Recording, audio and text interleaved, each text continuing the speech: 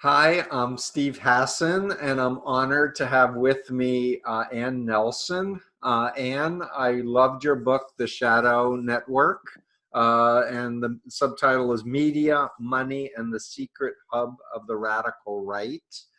And and I understand you've been a professor of journalism. You've written several books and even a play about human rights. But I asked you today if you'd be willing to do an interview, especially because of the pandemic and the moment we're living in historically. And we both know Catherine Stewart's work. She recently put out a book. We recently put out she put out a book called The Power Worshippers about Correct. the Christian right. And she wrote a great op-ed, which we'll link to in this blog, talking about the influences of the radical right, Christian right, anti-science, anti-vax, conspiracy theory, on the impact on the Trump administration's lack of employing all of the best of Western medicine and science, although it seems to be a shift in the right direction now. But Ann, please, if you don't mind, tell my audience that's going to be watching this a little bit more about your background and what the essence of your book was talking about with the Council of National Policy. Yes, thanks so much for having me, Steve. And sorry for that little interruption. A lot of people are home with their kids with the pandemic, I just hope everyone keeps their clothes on. So I will. You will. Yeah, but the background is always the question. I see. That was a joke. Yeah. I grew up in Oklahoma. I always had a strong interest in both human rights and civil rights, but also in the role of media in society. I think that in my era, growing up in the 60s and 70s, I was very aware of what information I could get in Stillwater, Oklahoma, and what lay beyond our reach. And so, for example, when National Public Radio and PBS erupted on the scene, it was a real revelation for me that there was just this whole world out there. So in terms of my career, I was a war correspondent. I was one of the early staff members of Human Rights Watch. And then later on, I taught at the Columbia School of Journalism and the School of International Affairs, teaching on media studies, but also how to cover human rights issues. Now, I was always international. And I didn't anticipate coming back to the United States as an issue, much less Oklahoma. But over the last 5 years, there have been these political developments where they raised questions in my mind, and to my surprise, some of the same issues about fundamental human rights arose.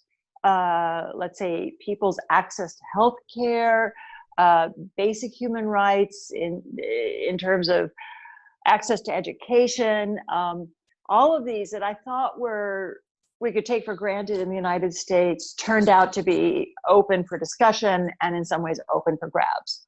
Right. So when I started analyzing what happened in the elections of November 2016, I scratched the surface and found this whole, really, I call it a mechanism because it's got a lot of moving parts. People will focus on one or another and they'll say, oh, it was the Koch brothers. No, it was the fundamentalists. No, it was the Fox News. And the answer for me is the way that these different parts have connected over 4 decades. Yep. And how each area of this machine supports the operations of the others. So my book, Shadow Network, is more than anything an exploration shining a light on the way that machine's been working.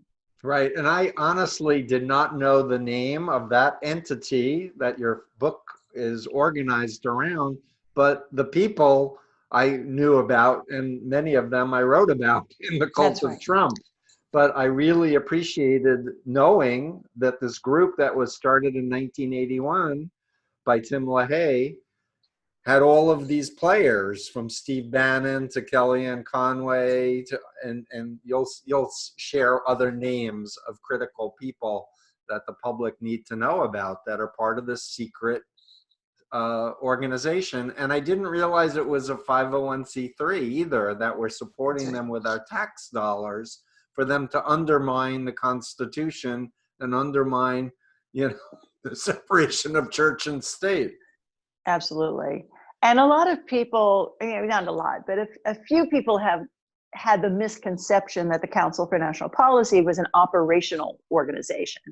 And if you read the book closely, that it doesn't make that argument at all. Right. What it talks about is when you get the big donors, whether it's the DeVosses of Michigan or representatives of the Coke machine, in the room with the pollsters and the media operatives and the fundamentalists like Ralph Reed and Tony Perkins, right, and they all figure out coordinated activities. So you meet 2 or 3 times a year, and then each one goes off and does their job. So that's, somebody actually today compared it to the conductor of the orchestra, not the soloist, not the concert master. It's a conductor that helps all of the pieces work in concert. That's interesting. If we use that analogy of conductor, is there a specific individual that you would say is orchestrating it, or is there a group of individuals that are orchestrating? No, I would not say there is a specific individual. It seems to be very collegial. Mm-hmm. And I think one thing that you can say about it is that it's striking a bargain where everybody wins. So if the fundamentalists are mostly about degrading the civil rights of LGBT populations and closing down Planned Parenthoods and making abortion and women's health care inaccessible, right, they get that win. The oligarchs and the plutocrats get their taxes cut. They've had that win big time. Yep. And then when they finally cut the deal with Donald Trump, he gets his position as the big man. Right. So they may not support each other's values, and sometimes they don't. But if each party gets what they want, they're willing to accept that the means justify the end. Yeah, I guess I'm a little more cynical, and I think of it more as they're using each other for as much as they can get out of their goal. But then borrowing the term from intelligence, and in my book, I talk about Putin as a primary mover, in my opinion, of the cult of Trump, and that he probably wouldn't have been elected without Putin's direct money and influence. It's referred to as fellow travelers, that they can be used. They're not ideologically or emotionally committed to where the controller is, but they're fellow travelers to use each other along the way. Well, and I also, in the November 2016 election was very complex, and I do think it was a perfect storm in that it was so close. Hillary Clinton won the popular vote by 3 million. She lost the Electoral College by around 80,000 votes spread across 3 states, Michigan, right, Wisconsin, and Pennsylvania. Right. So in Michigan, the difference was 10,000 votes. It's nothing. So if you remove a factor like Comey's surprise, or you remove the fundamentalists get out the vote efforts, or if you remove Putin, any one of these elements could have swung the difference. Certainly, if you put all of them together, you see how it happened in ways that really violate a lot of democratic principles.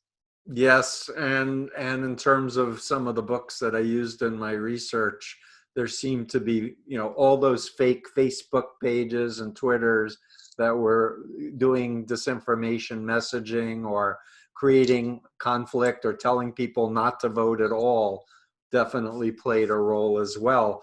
But I want to just mention, I just watched HBO's Kill Chain documentary on how vulnerable our voting machines are to hacking. And what I saw made it seem like almost unfeasible that there wasn't manipulation of the actual voting machines, even though that publicly they were told no, there wasn't. But anyway, it's a big concern for the fall election. But getting back to your Well, yeah, I'd just like to say one word yes, about please. that.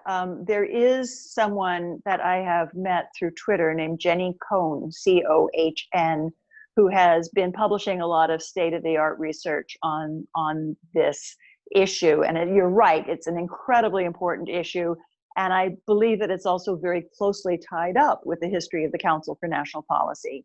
And you see vote tampering that I describe in my book going back in certain states, among them Ohio, but certainly you have to look at Florida and other areas where, again, this is one of the winds of the perfect storm.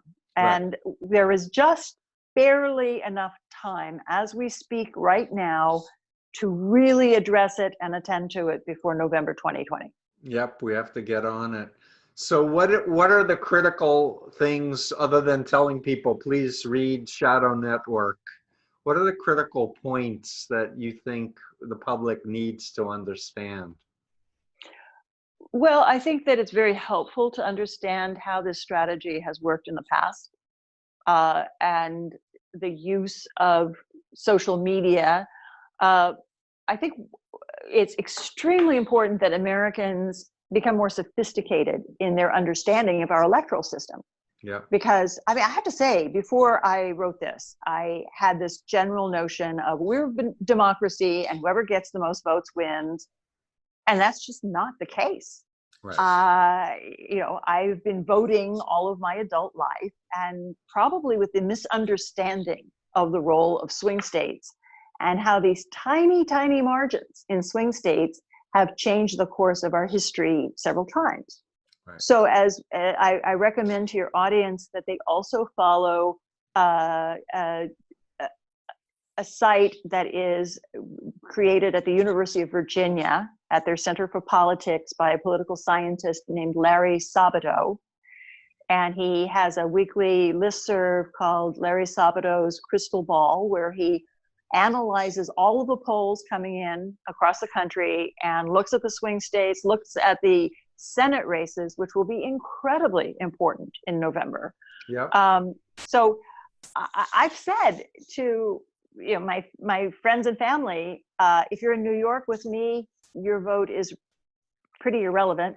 If you're in Oklahoma with my family, it's irrelevant too, because New York's going to go Democrat, Oklahoma's going to go Republican.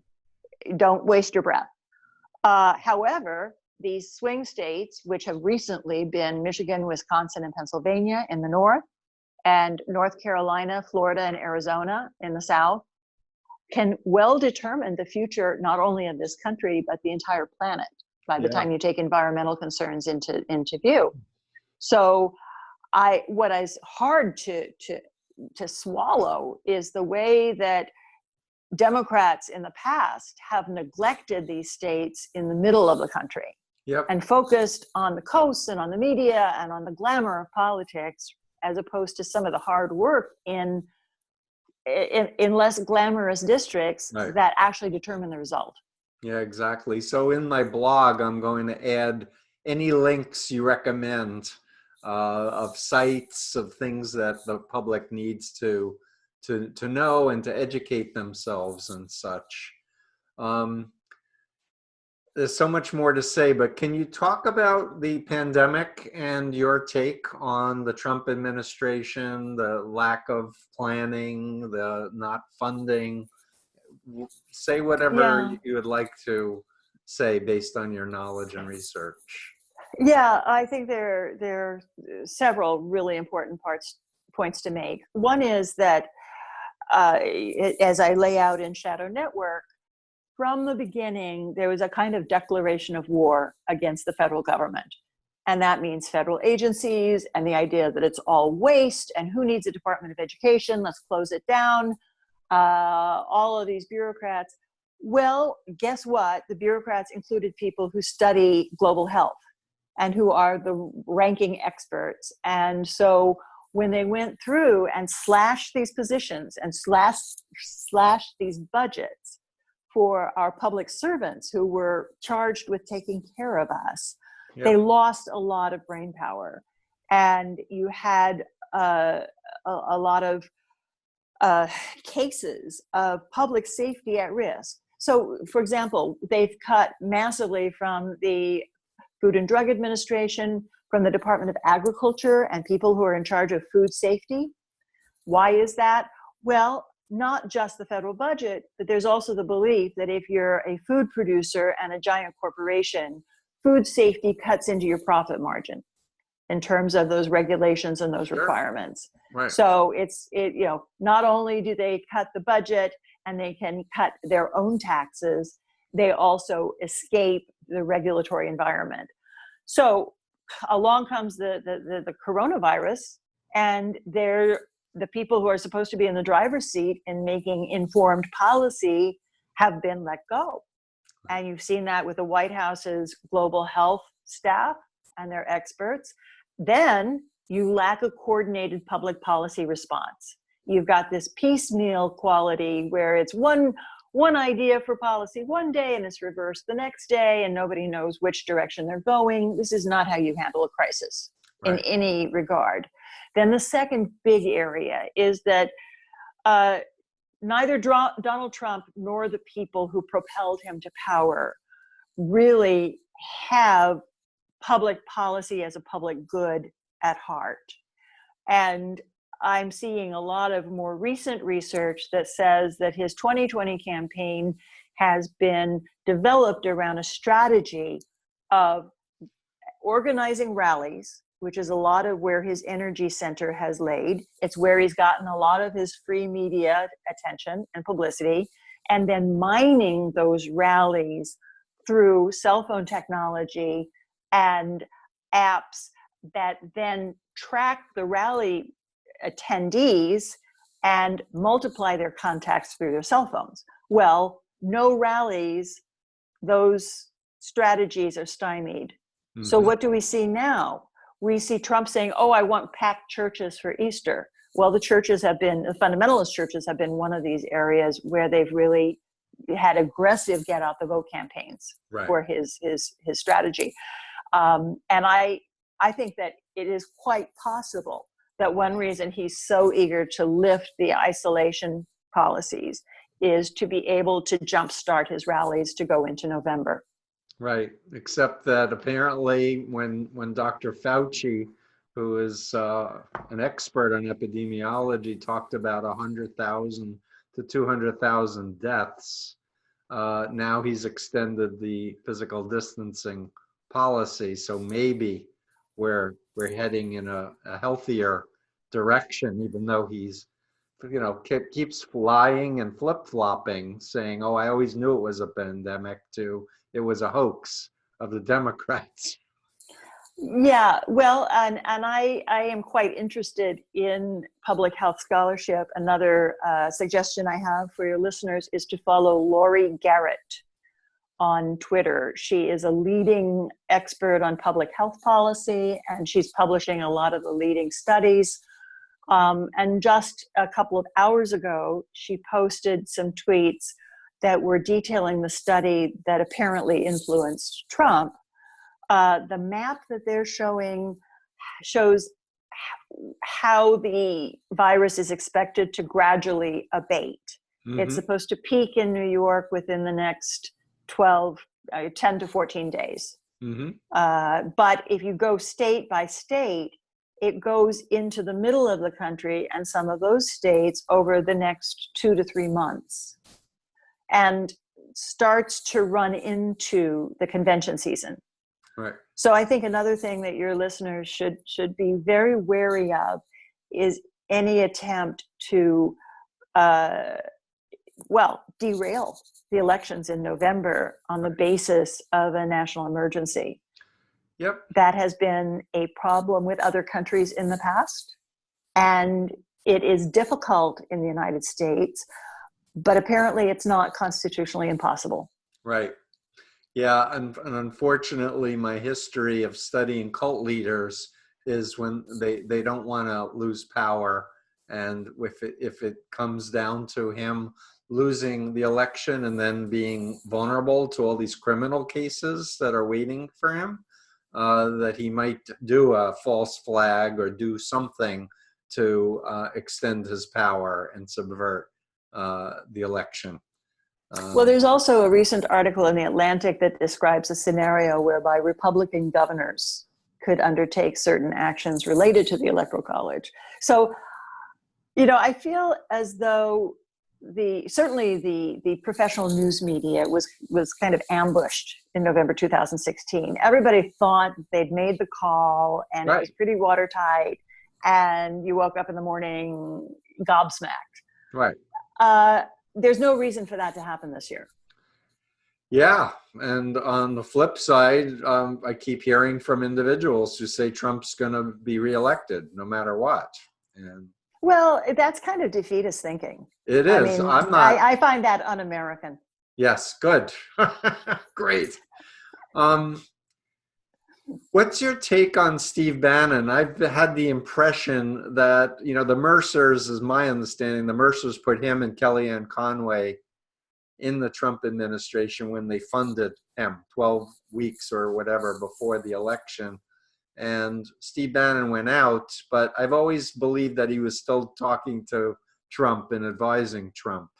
But what's your take? I don't know, but the information I've seen suggests that he's spending a lot of his efforts in Europe, and he's working with various ultra-conservative parties in Europe, which are quite receptive. And one thing that I didn't have the bandwidth to write about in my book is how international a movement this is. Yes. I talk about data platforms and apps.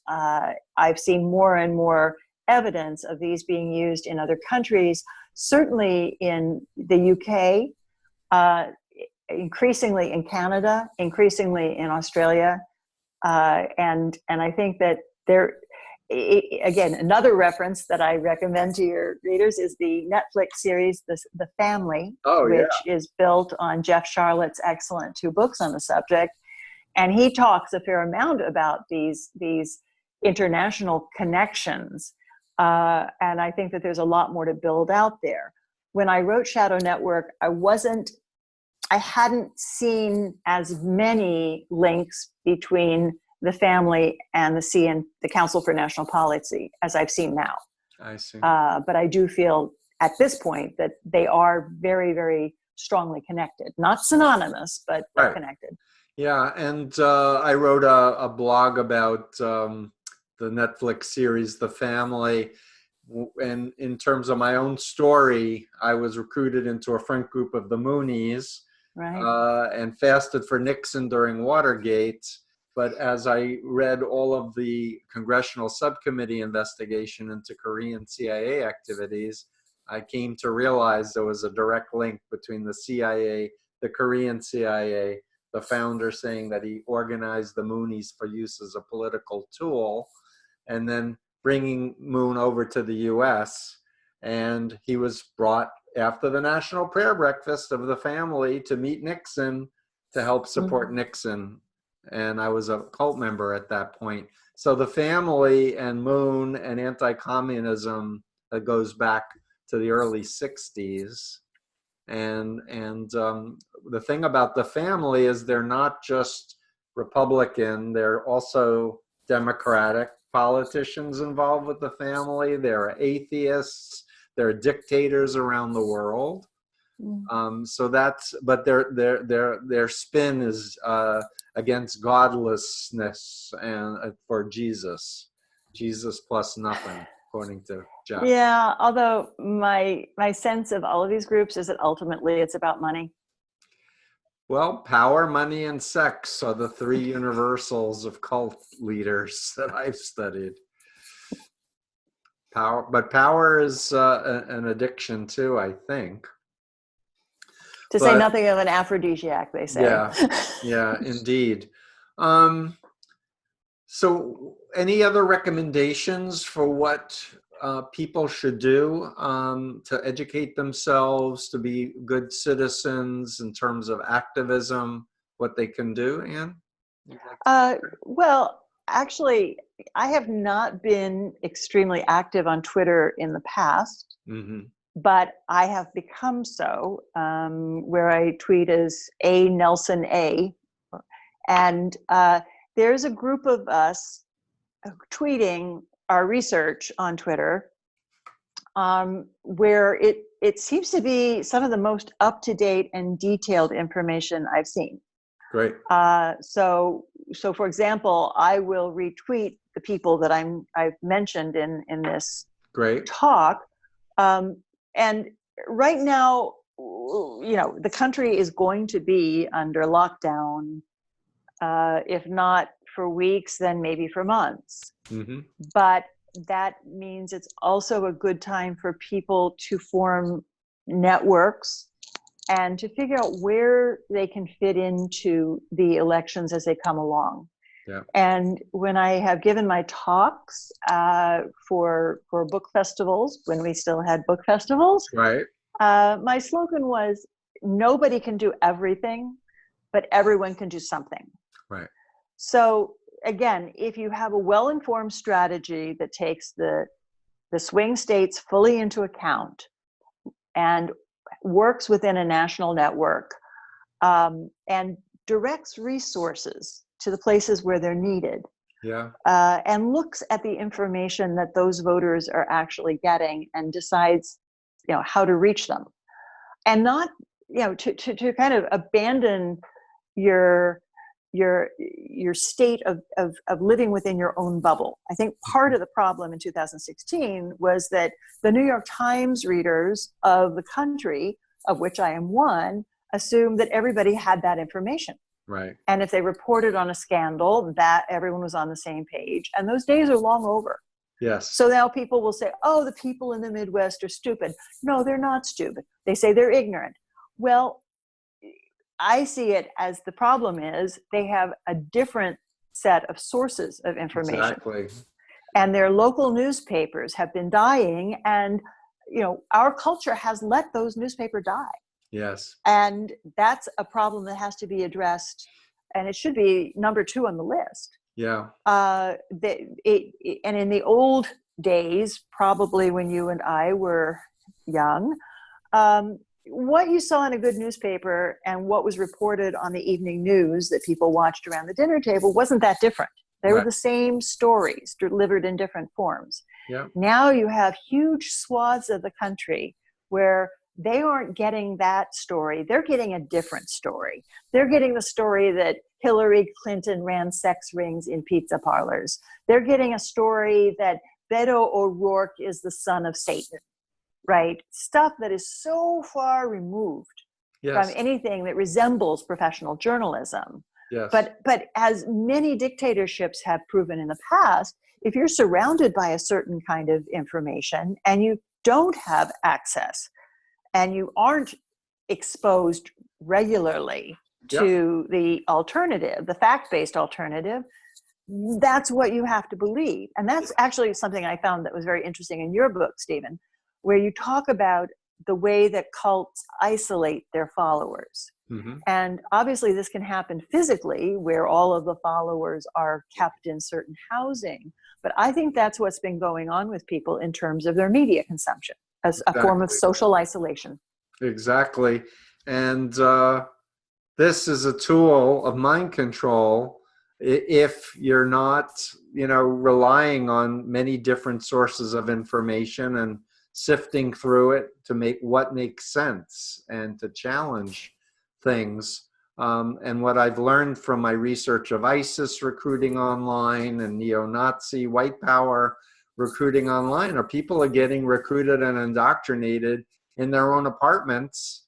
Yeah. And they don't need to be physically isolated, but mentally they're programmed not to tell their parents, not to tell anybody, and to go to these private chat group or discussion groups, watch their YouTube indoctrination videos or an alternative platform. And there's a tremendous amount of hypnosis that I see being used. And that's not being reported by the media at all, much to my upset. I did want to mention a group called Better Angels. Have you ever heard of them? I've heard of it, but I don't know. BetterAngels.org. They started right after the election as a group aimed at trying to promote dialogue between the Republicans and the Democrats. So they were non-ideologically aligned, but just wanting to get people in a room listening to each other as human beings. And one of the people who was involved with that organization said to me, and I said, what were the findings? And they said pretty much where you got your information from was the single most important factor of what your political beliefs were at the moment.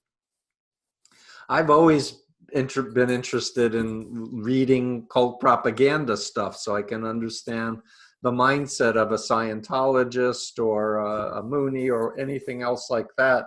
So for me, looking at the Fox stuff and the Breitbart stuff, etc., has always been important to me in terms of trying to understand that mindset.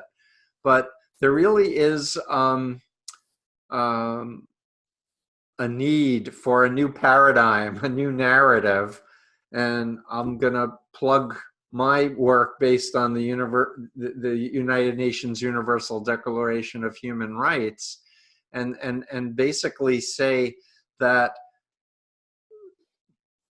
psychology has advanced, our knowledge of how to manipulate people's emotions and beliefs has advanced, technology has supercharged it, and if we want human rights, we need to take responsibility for our minds, realize how precious it is.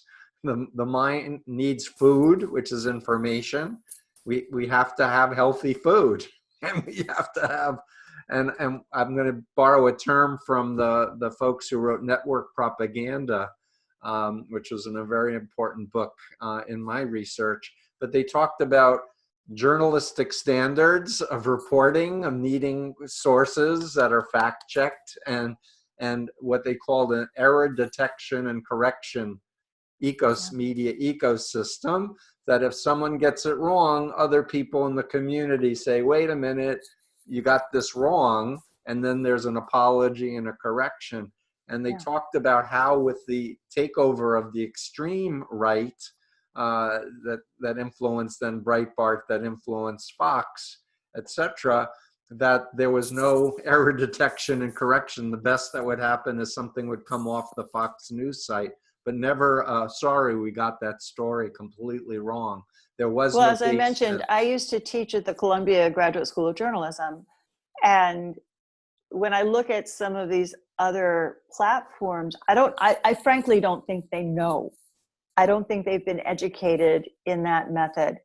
And there are a lot of dirty hands in this picture because, you know, some 20 years ago, the term citizen journalist was floated around as though anybody who sat down and wrote about what they had for breakfast was the equivalent of anyone, you know, with journalism training and who was answerable to this machinery, this hidden machinery that professional journalism involves. And it's not just editors and fact checkers, it's lawyers, and as you say, it's corrections.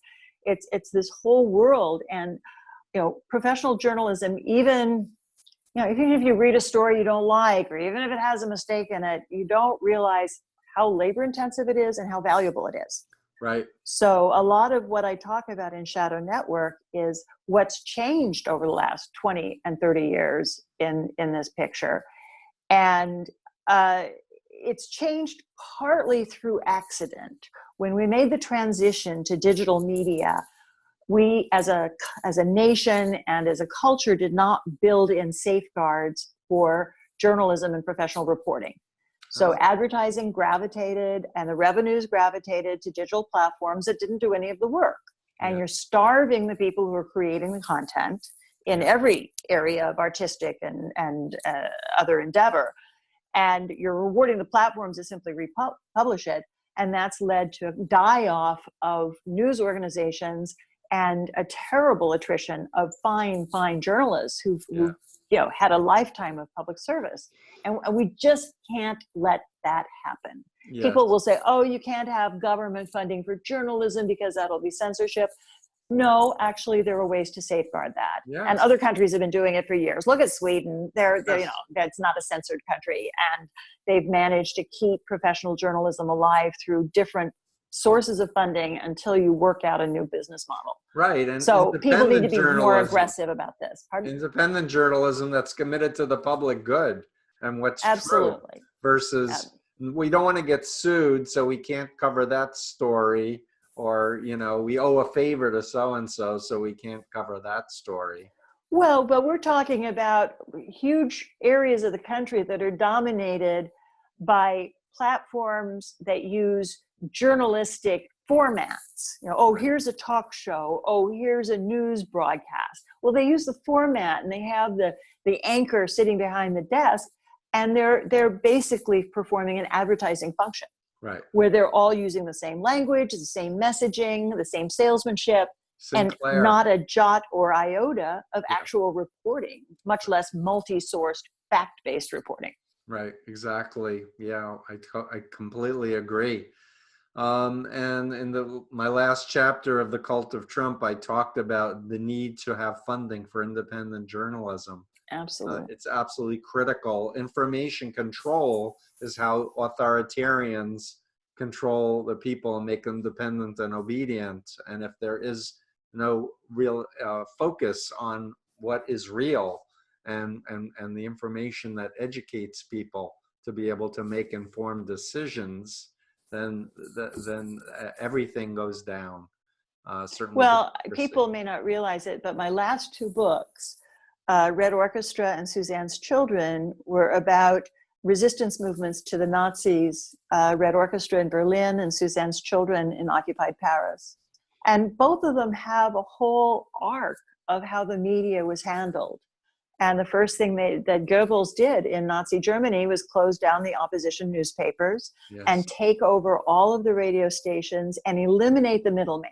You don't want journalists and reporters and editors. You want the leader's voice going straight to the people. Right. And when I give my lectures, people start to kind of say, wait a minute, you mean like Twitter? And you say, well, the mediating voices, the heroes of our time, like Yamiche Alcindor of PBS, who are asking the critical questions and pressing for real answers, are vilified. Right. And if we're not very, very careful, they can be shut up and closed down. Right. So I've been told to avoid comparisons with Hitler and Nazism.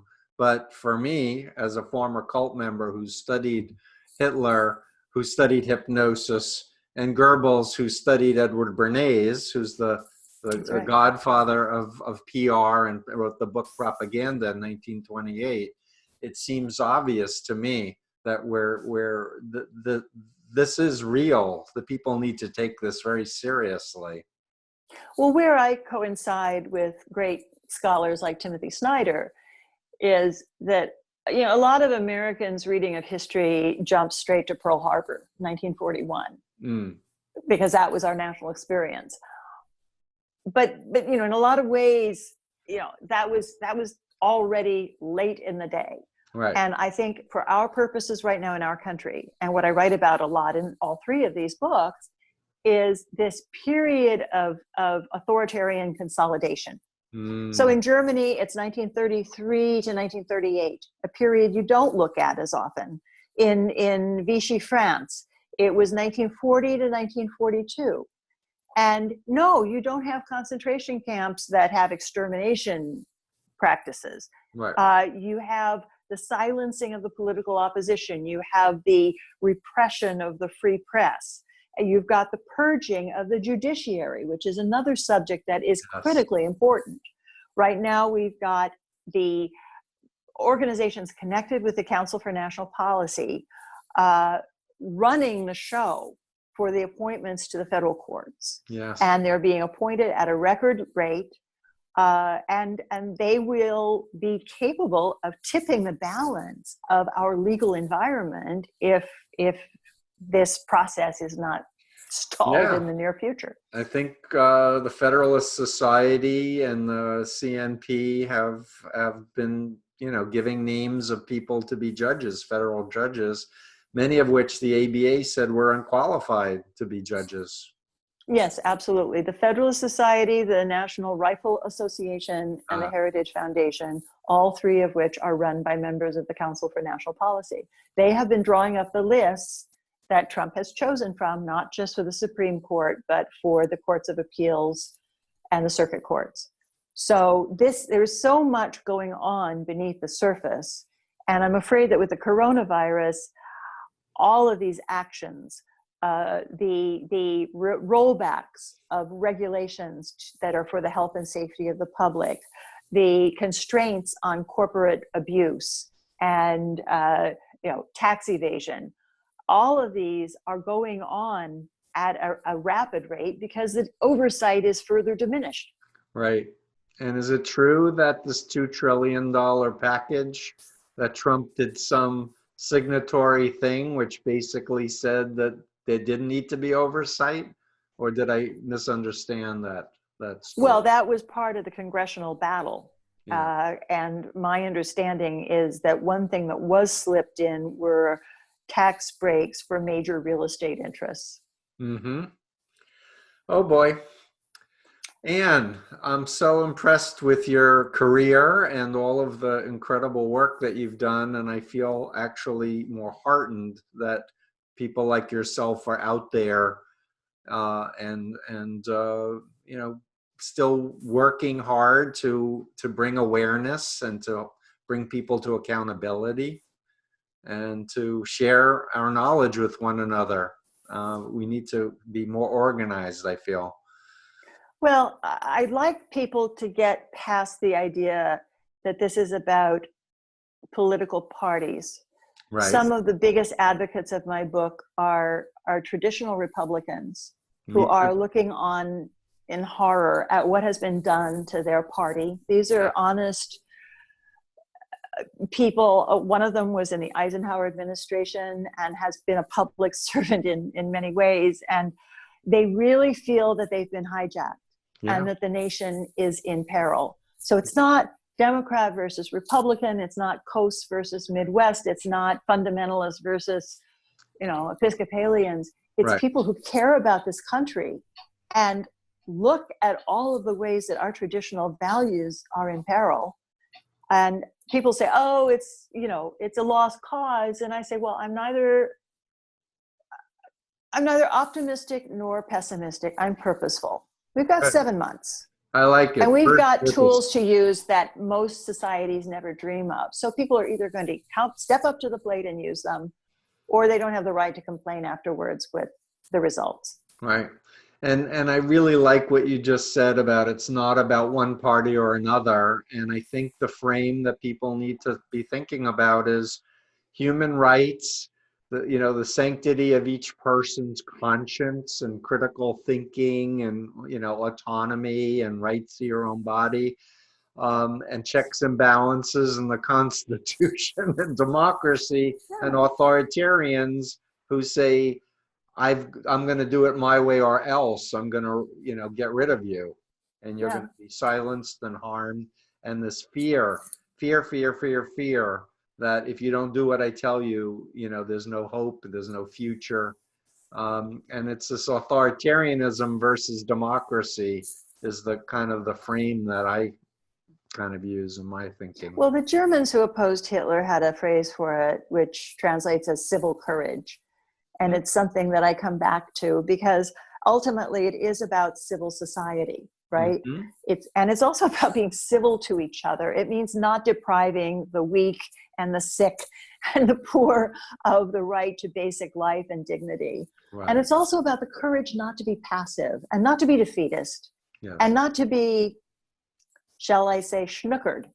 Because there are many ways of pulling the wool over the eyes of the citizenry. And really, this country has stepped up to heights of greatness many times in its history. It's a good moment to revive that. Yes, critical. What a wonderful interview. Thank you so Well, much, thank Ann you, Steve, Nelson. and thank you for your book and your work. Oh, thank you. And we'll be in touch, and I'm going to do a blog. I'm going to run it by you to see if there's any additional resources we should plug in Sure. before we publish I'd it. be happy to make a reading list for people, because there are some excellent works that are emerging. Please do. And I will copy and paste into the blog, and hopefully we'll get it out on Thursday or Friday. Thank you so Perfect. much, and we'll be in touch. Great. Thank you. Thank you.